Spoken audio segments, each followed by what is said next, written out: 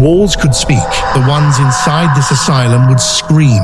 Beneath the Gothic towers of a forgotten building in West Virginia lies the tortured memory of thousands, trapped, drugged, and silenced. This is not just a haunted house. This is the Trans-Allegheny Lunatic Asylum.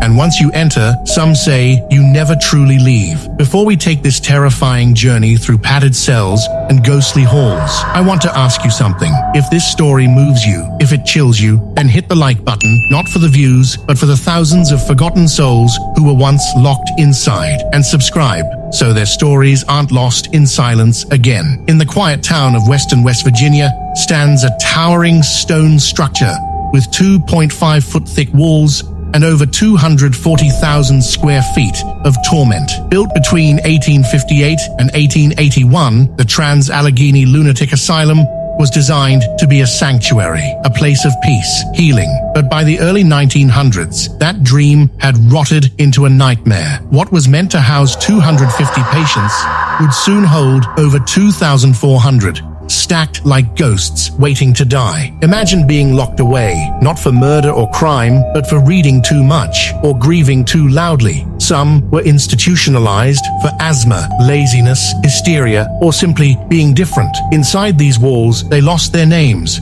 and became numbers in an experiment gone wrong. Electroshock therapy, ice baths, restraints, isolation, and perhaps most terrifying of all, the transorbital lobotomy. One surgeon alone performed over 200 lobotomies here, with an ice pick and a rubber mallet. Some patients never even got a name on a gravestone. They say when that much suffering is poured into one place, something lingers. Paranormal investigators who enter the asylum report hearing whispers, footsteps, and even screams when no one is there. Cameras freeze, cold spots appear. Some never make it past the lobotomy room, where the energy is so heavy it feels like the air itself is resisting.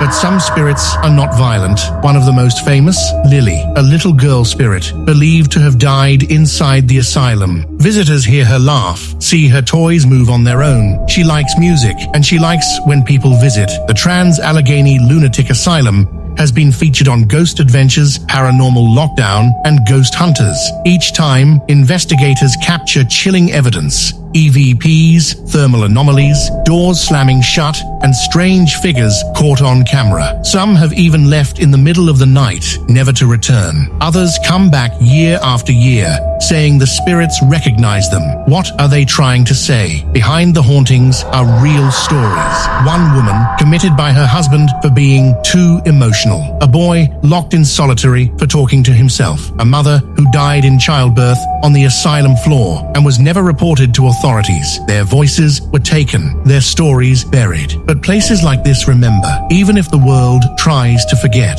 The asylum was officially closed in 1994. But the walls didn't go silent. Today, you can visit, walk the halls, stand where the lobotomies happened. You can take a flashlight tour or even spend the night. Some visitors faint, others leave in tears. But almost everyone leaves with one thing in common, a feeling they were never really alone. Places like this don't just tell ghost stories, they warn us about how easily we forget compassion, about how quickly we silence what we don't understand. Maybe the true horror isn't the ghosts, maybe it's what we allowed to happen in broad daylight. If this story moved you, if you felt something, then hit the like button. Not for me, but for them. Let their stories echo beyond these stone walls.